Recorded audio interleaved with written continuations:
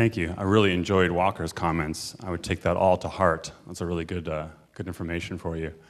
So I'm just going to tell you kind of the quick story of Pandora, the circuitous path we took to get here, and maybe in sort of our experience, there might be things that you will find interesting or helpful in your own journeys. I can just sense the entrepreneurial energy in this room. When I was walking through the lobby on the way in, it was like humming. It's really fun to be around.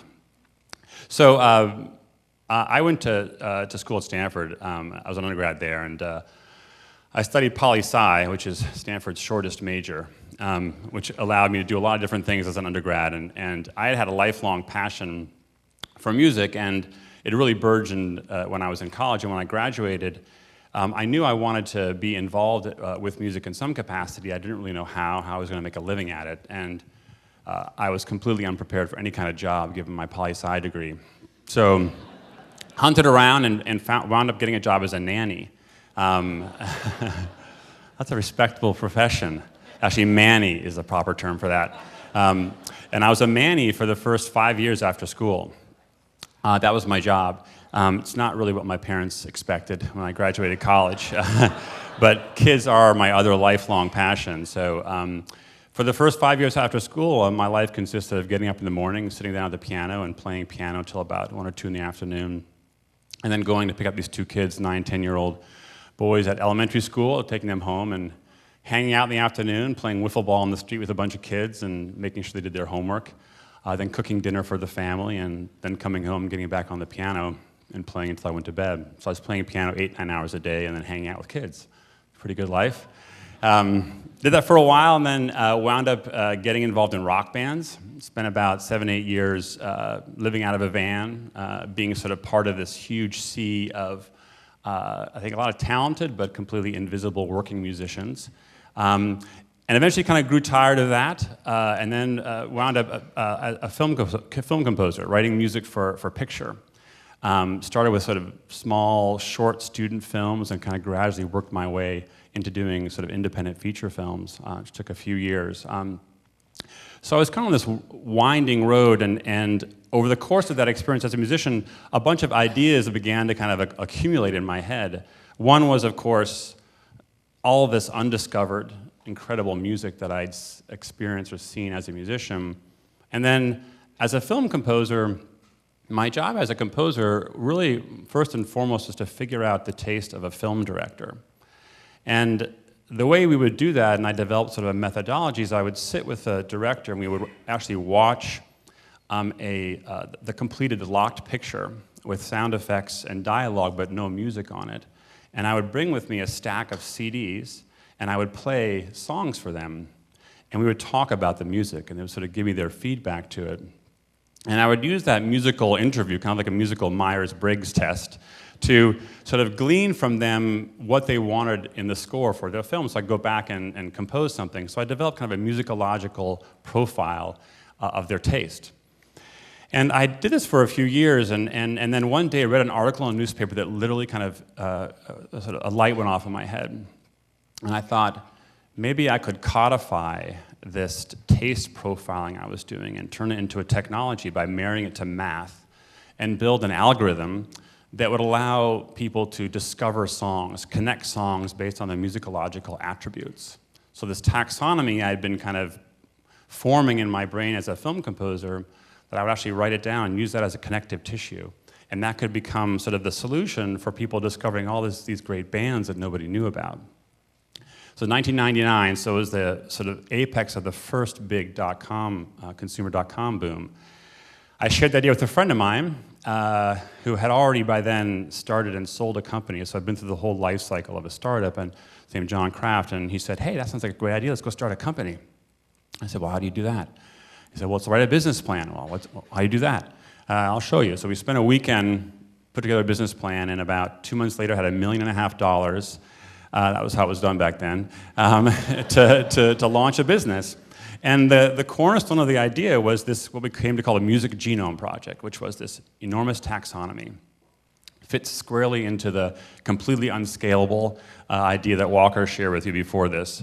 The genome is a 450 attribute list of musical taxonomy that essentially captures every little detail of melody and harmony and rhythm and form, instrumentation, voice, et cetera. It's kind of like musical DNA. And it's a gigantic list. And we wrote it out and hired a few dozen musicians to come in and listen to songs one at a time and manually analyze them, attribute by attribute, assign a number to every song to collect musical DNA, and hired a set of computer scientists to attach to that essentially an algorithm that could use that information to connect songs based on their musical proximity. And we began to do that. It took us about a year to build the first prototype, and we literally did it on pencil and paper at first. I kid you not. We had ultimately about 75 musicians scribbling on paper, and then we transferred that into Microsoft Excel. And a year into our this project, we built our prototype. We had analyzed about 10,000 songs, and our founding CTO, Will Glazer, had written an Excel macro that would allow us to compute the distance between any of these 10,000 songs. The way it worked is you would pick one of the songs, enter it into the search box, and hit rank. And the macro would rank order these 10,000 songs by proximity, by musical proximity to your source song. So we're a year into this. We give this thing a first spin. We type in a Beatles song, and we wait about 3 or 4 minutes for the macro to do its calculation. And out comes a list. And the first song is a Bee Gees song. And we're like, oh, fuck. Doesn't work after all this time. And believe me, as entrepreneurs, you'll have many moments like that. But listen to the track, and it was uncannily similar to a Beatles song. It turned out it was a very, very early Bee Gees song at a time when, as a band, they were more or less a knockoff of the Beatles. So it had found the perfect match among these 10,000 songs, turns out. So we went from despair to elation in a very short moment of time and realized, well, it kind of works. So we forged ahead, kept analyzing more songs and sort of refining the front end to this matching engine. This was now 2001, though, and everything had gone to hell in a handbasket. The dot-com boom had collapsed. The music industry was in a complete shambles. Napster was at its apex. And in our first efforts to go raise money, it was pretty clear that was not going to be easy to do. And so realizing we were going to have to make our money last, we began asking our employees in the course of 2001 to work for an ever smaller share of their salary, until by the end of 2001 we weren't paying employees at all. We called that salary deferral back then, which incidentally is illegal in California, apparently. We couldn't afford an attorney, though. We had no idea that we were breaking the law. And ultimately, about 50 people worked without salary for over 2 years to keep this thing going. We managed to make it through the whole dot-com valley by essentially, this group of people that sort of hung in there. By the end of 2003, I had 11 maxed out credit cards. I think I owed like $500,000 of personal debt. And we owed close to $2 million of back salary to all these employees, 5 of whom were actually suing us for having done that. I also had a personal obligation for 5 years on a large commercial office space in Oakland. And I was a musician, so it wasn't like if it didn't work out, I'd go back to my lucrative band days and pay it all back quickly. It was going to be Mexico for me, for sure. But we hung in there, and eventually, after I'd pitched Pandora 348 times, I found a Series B investor in 2004, March of 2004, raised a $9 million round, which I still don't quite know how it happened. And we paid out $2 million of salary that day. We actually had an all-hands meeting, which I will never forget. We had all-hands meetings every 2 weeks at this time. They were generally not very happy occasions, because I was just asking people to work for 2 more weeks for no salary. And this one, no one knew the money had come in the night before.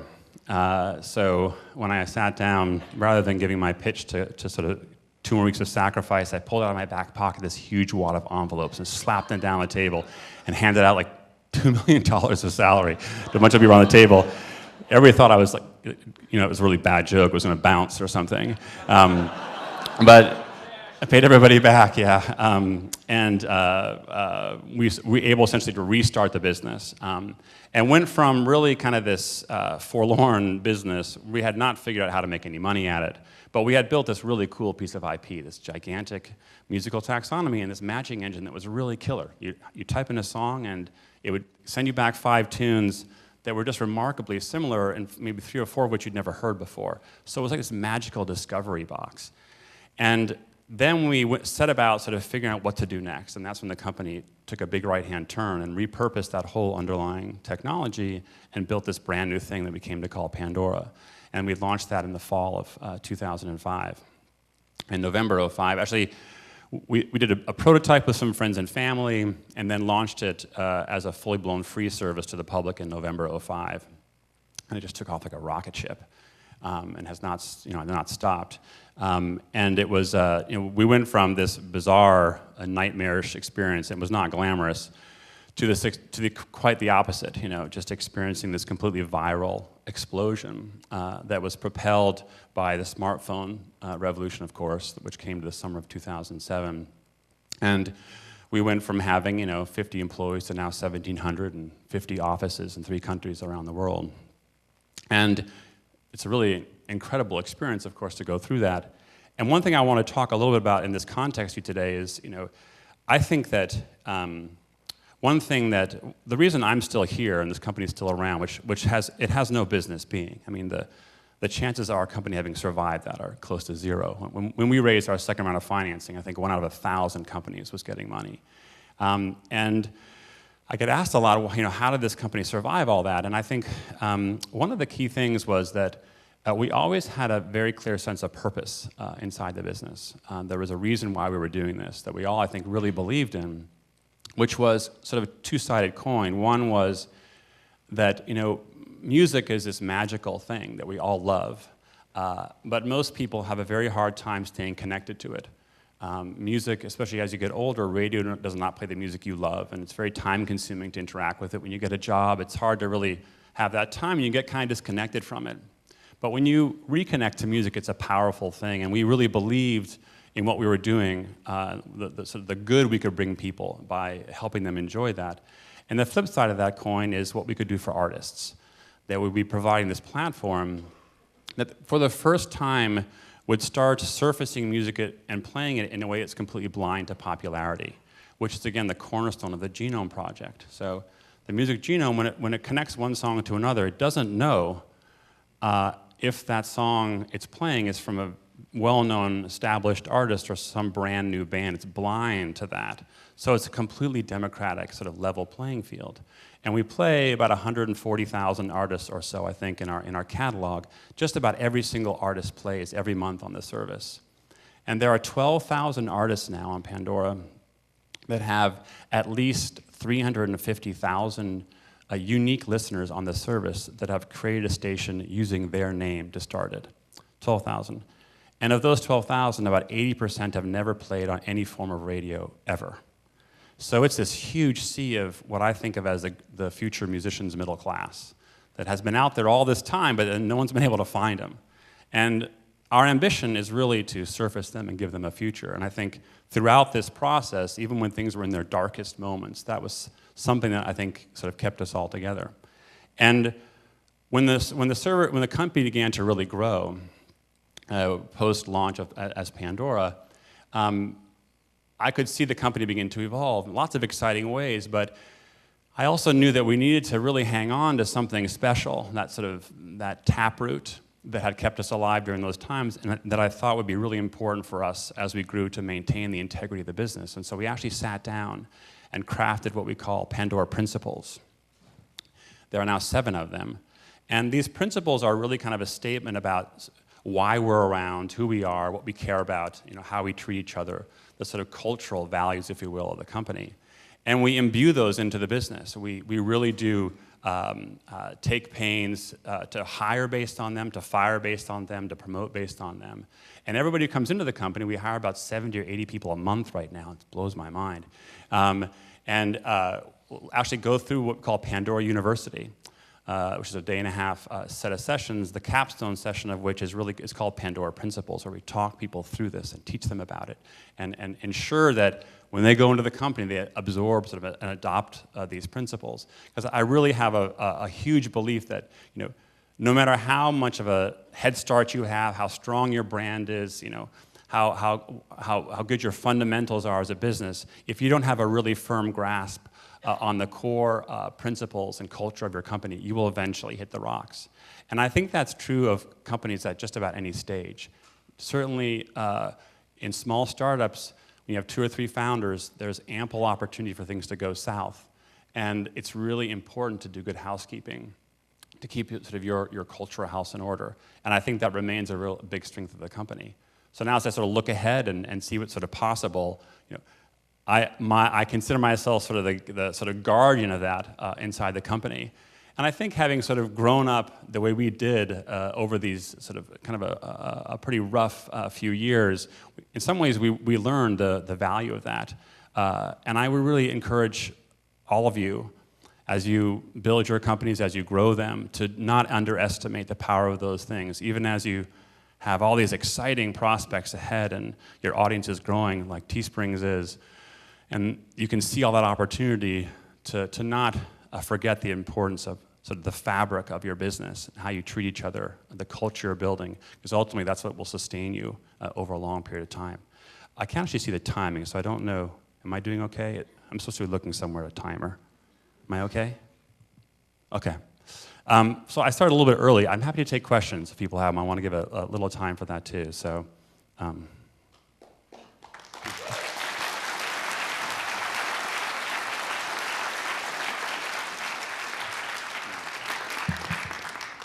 Thanks, Tim. If you have any questions for him, come on down. This is kind of like a front and center question. All right. Hi. When you said you were trying to raise your Series B, and you said that you really didn't have any idea of what the business model would be, how did you keep the people working without a clear vision of how you would make that work, and how did you get the investors to pitch in? How do we keep the employees around? So they were chained to their desks, and we locked them. I think that there are a couple reasons that Pandora stuck around. One, as I said, is this real sense of belief in a common purpose and a mission that was really important. And this product that we all thought was pretty magical, and that if we could hang around long enough would find its home. The second is, I think there's a phenomenon that happens when you go through adversity. One of 2 things happens. Either you scatter, or you kind of come together and you actually start to work to sort of sustain yourselves kind of for each other. I think that's part of what happened at Pandora. Over the months, as we began to defer salary month after month after month, it became, you felt a certain obligation to people around you to contemplate saying to the person on your left who'd been doing it for a year one day, you know what, I'm done. That just felt really hard to do. So I think that was part of it as well. And I certainly learned to be a motivational leader. And if there's one piece of advice I would give to every single one of you about entrepreneurship, it's learn public speaking. And I don't mean learn to be able to talk in front of a large audience of people. I mean just learn to speak. Learn to communicate to groups of all sizes, and to be able to communicate an idea with passion, with vision, because no matter what you do, no matter what your product is, no matter what size your company is, that will come in tremendously handy. So, that was part of it too. Yeah, so I was wondering, when you had like $2 million of outstanding wages, how are you actually keeping everyone on? I mean, just ENTJ on Myers-Briggs and you're that convincing, or how's that go? Again, I think it's I did pay salaries on my credit card for a while, which I don't recommend. I don't recommend credit card debt. I remember one day being in my living room, actually, and laying out all my credit cards on a table, filled the table up, and I was trying to sequence my minimum payments. It was like a Tetris game, trying to figure out what to pay first. Oh, no. Not a good experience. Don't use your credit cards for your startup. That was a bad mistake. I think that I was the first to defer salary. You lead by example. Yeah. You're like the first in, last out. That's how you got to do it. Mm-hmm. Yeah, I think all the questions have centered around how you convince 50 people to not take salary for 2 years. Will you just imagine this crowd as the 50 employees and give that pitch that you gave, and also talk about how you evolve that pitch over time? Fuck, that's hard. I do that now? That pitch. You know what? If I go back to that time, I'll start shaking and sweating and get all nervous and my heart will pound. I might not give the whole pitch. Let me tell you what I would focus on. I would say that we all know here that what we have created is unique and it's solving a gigantic problem. No one on earth is going to do what we've done. And when you use this product, we all know how magical it is. It will find its home. Everybody on the planet loves music. There are millions of musicians that produce great music and they can't find each other. When this thing finally finds its home, it's going to change culture. And how many times in your life do you have a chance to do that? That's what this is about. Did it work?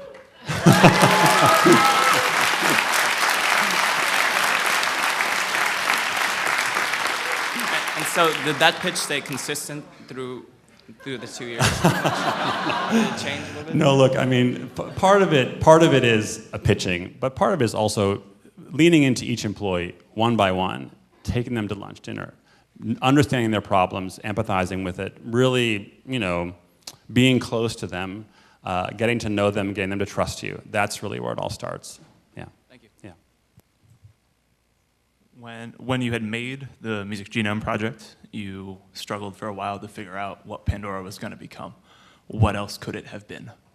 What was the not-Pandora option? It could have been in a big smoking hole in the ground for a long time. Well, our original idea was we thought we would license it as a technology to everybody else. So whether you're a retailer or ultimately a radio product, that you could use the genome as an ingredient technology. So it's kind of like the powered by. And we actually did license it to a handful of companies to do that, but it turns out it's not a very good business. And music retail is under such pressure, we couldn't really generate much revenue for it. That's really what we were doing for a long time. Cool. Yeah. So in the interest of time, we'll take these last three. Hi, Tim. Thanks so much for sharing your insight and being here. I'm a volunteer for HustleCon. My question is, I'm new to the startup game, and I want to know when is it appropriate to make pivots, and when is it appropriate to, stay committed to your idea? That's a tough question to answer with sort of a set of rules. Because on the one hand, I think that successful startups require a certain kind of irrational commitment to an idea that many people look at and say, that's crazy, it'll never work. I mean, the genome was that idea. When I did my venture pitches, I would show them a set of PowerPoints, and one slide would be one of 7 pages of musical analysis of these attributes that I would explain. Yeah, we have human beings doing it one by one. It takes 20 minutes to do a 3-minute pop song. And look at me, what the fuck is wrong with you? Like, you kidding me? You want me to fund this? And it was crazy. I mean, it was flat out crazy as an idea. And a lot of people would steer you off course. So you have to have a certain irrational, singular belief and be stubborn about it. But I also think that you should be open to discovering new opportunities. And so I think that it's a combination of believing in one idea, but when things present themselves, don't be overly obsessively kind of stuck with your idea. That's the best I can tell you. Thank you. Sure. Hey, so the first person stole my question, so I had to come up with second questions. I'll stand here. My question for you, as you create a platform, you have this amazing vision. For example, I'm creating something that I view as like going to change the world. Mm-hmm. And your plan is to bring together thousands of artists or whatever it may be, and you want to create this collaborative platform where you want to pay the artists, for their time, for whatever they collaborated and sold on the marketplace. How do you reach an equilibrium point between making the artists happy? Because a lot of artists are going to say, you're paying me shit money for what I'm producing, and you're taking in all this money, and you have all this pressure of investors, et cetera. How do you reach that peaceful point? So I think these things need to be seen with a long-term lens. And I think music industry is going through what numbers of industries have already gone through, which is sort of a period of constructive destruction. They're changing.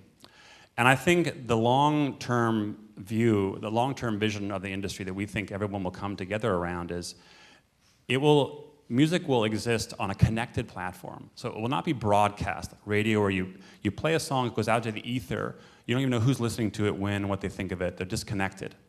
To a platform where you're sending that email, that music to people, you know who they are, you know if they like it or don't, and you can communicate with them. And you will have access as a musician to all of those fans directly, and you will have fantastic tools to communicate with them. So imagine this. You're in your band, you're in a van, your band driving from San Francisco to Seattle to play a show. We used to do that all the time. And you decide, you know what, let's stop in Portland tomorrow night and play. Pull out your iPhone, zoom into your Pandora artist account, or log in, zoom to Portland, look up how many listeners there have thumbed up your songs, or create a station with your name, record a 15-second audio bumper on the phone, upload it. The next 24 hours, that message plays to people in Portland that have liked your music or create a station with a link to buy a ticket to that show. By the way, we can already do that. So that, over time, is going to completely transform the entire economics of the business. That's what people will come to understand, I think. Yeah. Thank you. Yeah. Thanks for your speech was so inspiring and also very entertaining at the beginning. You know, we're fortunate, all of us, to be at this time where people, where we're working for companies that are very mission-driven, where we're, or creating companies where we're very people-focused, and it's awesome that you were able to inspire 50 people to stay on in that way. How do you scale that? You know, it's one thing to have a conversation, take 50 people out, to get to know them. How do you scale among the organization of 1,700 people that type of people-focused management and putting people first and keeping people aligned with a mission? Yeah, so that's a big focus for us right now, because one person can't do that and 6 people can't. Actually, ultimately, to sustain a culture like that, hundreds of people need to be active advocates for that. So we do a lot of training now. Our next evolution as a business is, how do you take the several hundred managers now who manage anywhere from 1 to 15, 20 people, and give them all of the skills they need to be equally powerful ambassadors inside the company? That's the task of leaders, and I think it's one of the transitions that founders go through over time. Is eventually, in spite of what Walker says, he's not going to be answering emails all day long and he's going to be pulled into other things, and he will teach other people to do that as well as he did, who will teach other people to do that. And it's actually frustrating as a founder, because eventually you feel like you're not as connected as you were, and you'll do some of that to stay in touch with it, but your job becomes transmitting what your passions and your ideas and values to other people, and helping them continue to do that onward. That's the transition you go through. All right, thank you guys very much. Thank you.